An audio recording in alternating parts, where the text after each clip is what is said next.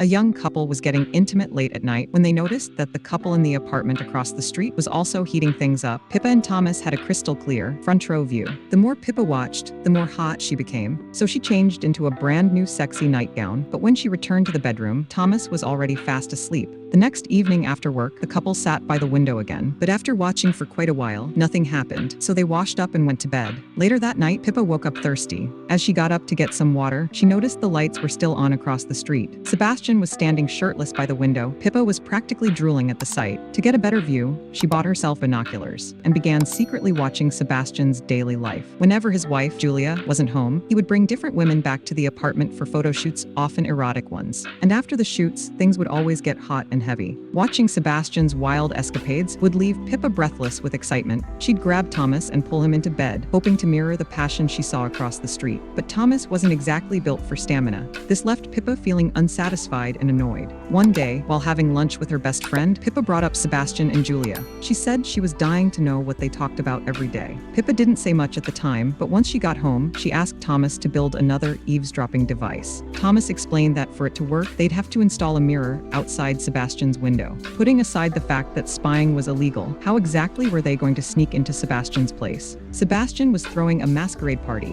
With everyone in costume, no one would recognize anyone, and the two of them posed as party guests. At the masquerade party, Pippa got a little too into the fun. She even took a photo with Sebastian. Meanwhile, Thomas seized the moment and successfully installed the mirror outside their window. Later that night, back at home, the couple excitedly turned on their eavesdropping device. What they heard was a heated argument between Sebastian and Julia. Apparently, Julia had noticed how flirtatious Sebastian was with other women at the party. She suspected he was cheating on her, but Sebastian accused Julia of not trusting him. Pippa and Thomas were stunned. Pippa, by the way, was an eye doctor. One day at work, she was surprised to see Julia walk into her clinic. For a moment, Pippa panicked had Julia discovered their spying. Luckily, Julia was just there to get new glasses. The two of them hit it off during the appointment. Meanwhile, back at home, Sebastian was once again entertaining a woman behind Julia's back. Later, Pippa told Thomas she had built a bit of a friendship with Julia, but Thomas didn't think that mattered. The second Pippa heard Sebastian had cheated again, she was furious on Julia's behalf. Thomas told her she was getting too emotionally involved. A few days later, Pippa and Julia met up for their shopping date. They ended the day at a spa, soaking in a hot bath and chatting. During their conversation, they talked about how Julia met Sebastian. Julia said they met during a photo shoot just like Pippa had suspected.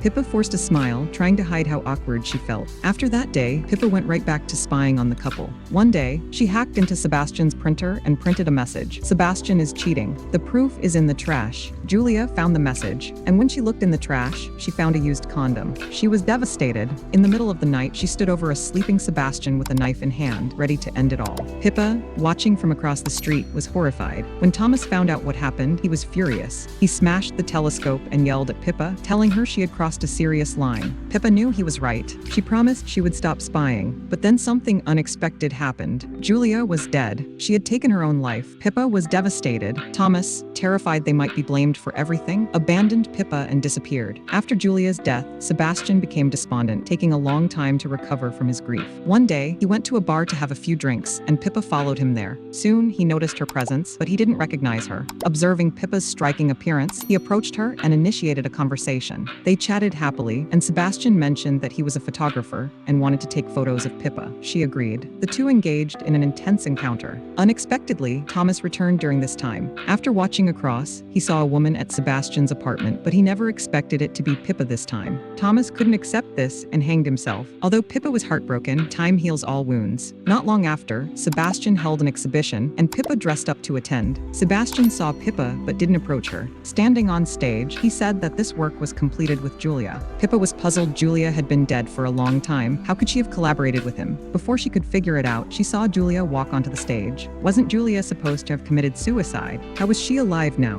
What was going on? Pippa was completely confused. Julia asked everyone to look behind them. A nude photo of Pippa was displayed in front of everyone. Only then did Pippa realize they had known all along that Pippa was spying on them and even conducted counter-surveillance. With her nude photos exposed in public, she hurried home to hide. During this time, she discovered that the birds she kept had all died. Upon further investigation, she found that someone had poisoned the water the birds drank. The water Thomas drank also contained poison. This meant that Thomas didn't commit suicide but was murdered. She and Thomas were always kind to others, so the only possible perpetrators were Sebastian and Julia. But that night, she had an intense encounter with Sebastian, so the killer killer couldn't be him. It could only be Julia, who had faked her death. Pippa, under the guise of a fan, sent them a bottle of wine laced with drugs. After they were drugged unconscious, Pippa took them to the hospital and used equipment to blind both of them. At the end of the film, new tenants moved into the apartment. Sebastian and Julia sat by the window, watching them. Although they couldn't see anything, Pippa stood on the rooftop, observing everything through binoculars. This concludes the recap of the Voyeurs. If you enjoyed the video, please like, comment, and subscribe for more.